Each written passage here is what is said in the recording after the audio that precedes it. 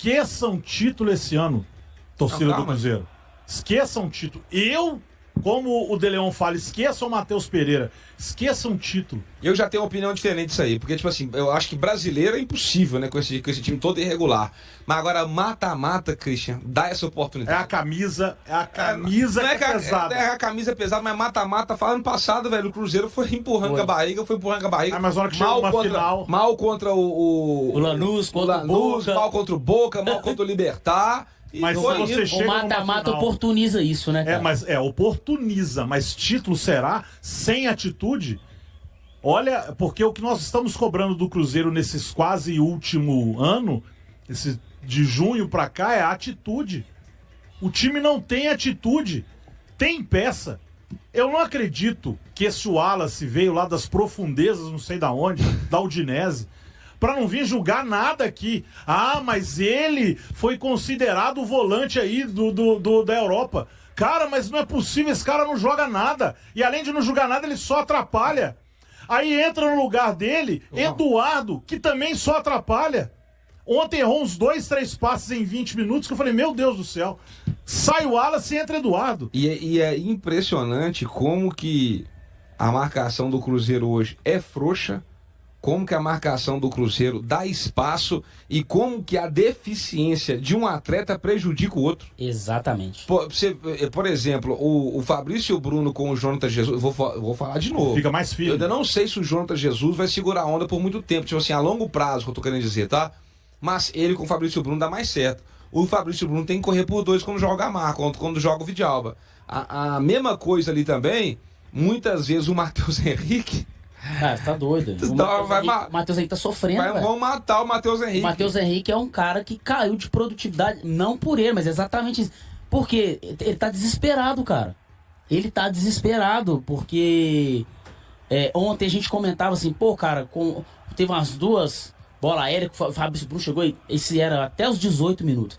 Falei, gente, ó, o Inter não tem aquela marcação muito forte, tá dando um espaço pro Cruzeiro, daqui a pouco ajusta aí e a gente entra no jogo. O Fabrício Bruno tirou 2 bolas ali bem. Cara, o Jonathan Jesus deu umas 2 saídas legais. Falei, é diferente quando o Jonathan Jesus... É um baita aí cada um tomando conta, sabe? O William passando as dificuldades dele lá, mas tava indo. O Kaique ainda tava bem do lado esquerdo.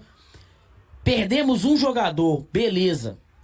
Agora é só organizar, segurar e traz o empate. Não, cara, entra um jogador, você tem que tirar um jogador e entra um jogador. Na verdade, o Cruzeiro não ficou com 1 a menos, cara. Não ficou com 1 a menos. O Cruzeiro tava com mais de 2 jogadores a menos. Porque o Gamarra, ele atrapalhou o Kaique, ele atrapalhou o Fabrício Bruno, ele atrapalhou todo mundo. E a volância do Cruzeiro a gente sabe hoje que não funciona, gente. Agora você olha pro banco, De Leon. Ou você vai olhar aí você vai olhar para a estrutura do elenco. Ah, você perdeu ali o Jonathan Jesus. Aí você olha pro banco, quem sobrou é o Gamarra. Quem trouxe o Gamarra? Beleza, aí você vai jogar ali, aí vai colocar o Wallace. Mas o Wallace tá mal, mas por quem trouxe o Wallace? Aí, não, vamos tentar uma opção diferente aqui na frente, não sei o quê. Não, vamos ali com o Eduardo, quem trouxe? Vamos tentar ali o Vandes, quem trouxe? Ah, mano, sabe? Então, aí...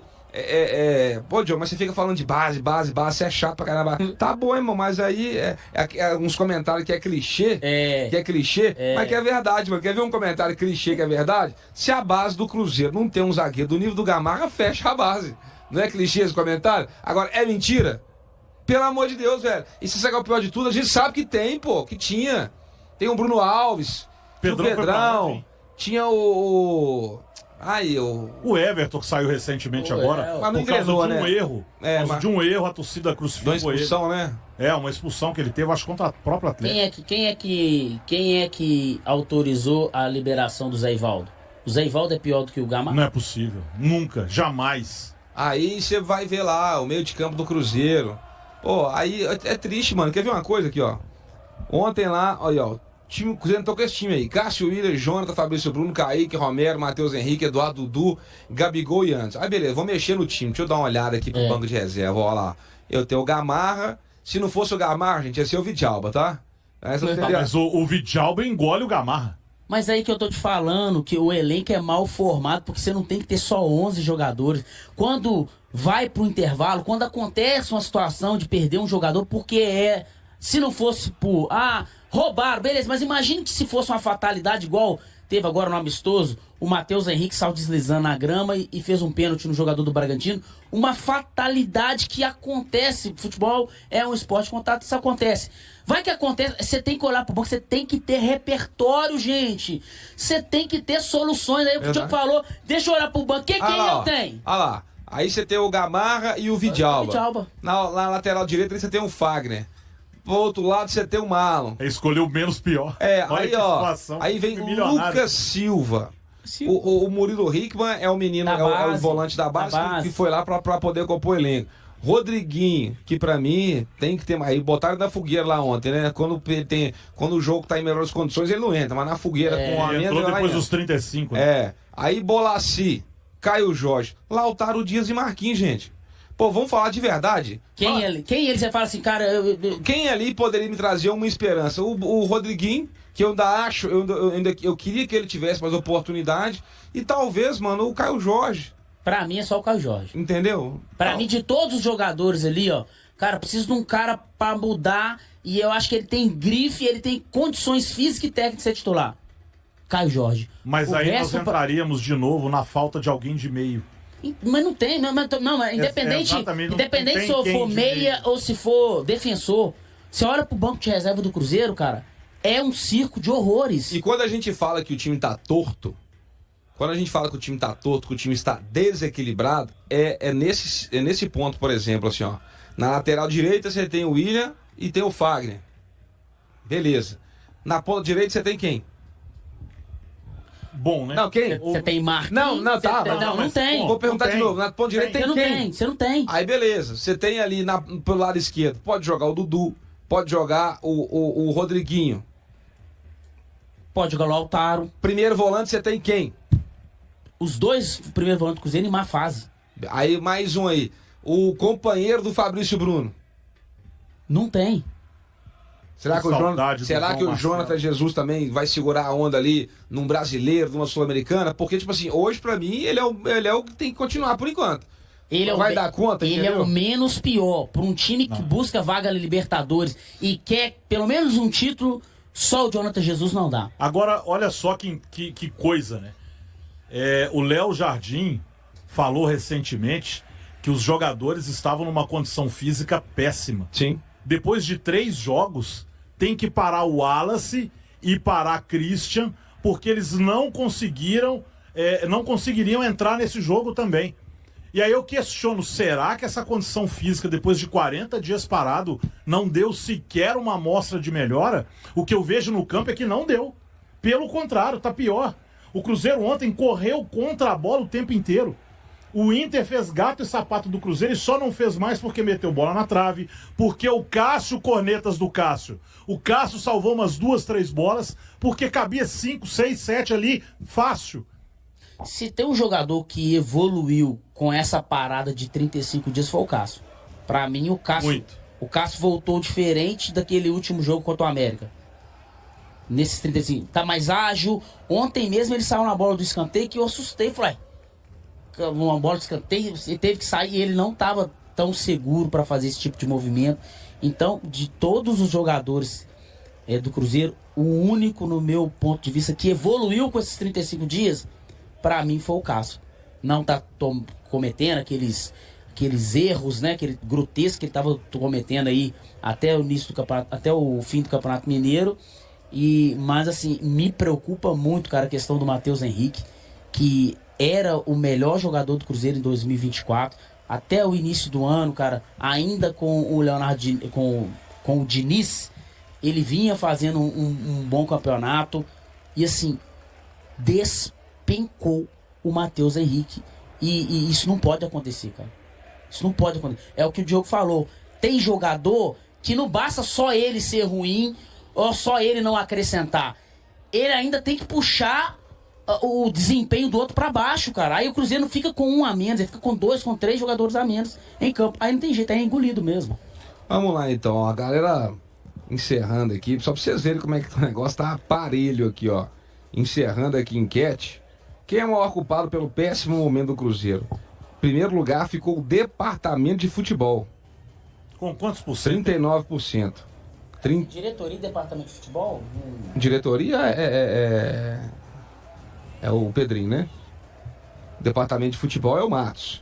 Os jogadores ali com 20% e apenas 3% pro técnico Leonardo Jardim. Então, a maior responsabilidade aqui para os torcedores fica dividida entre a diretoria e o departamento de futebol e colocando uma boa parcela de culpa também nos jogadores.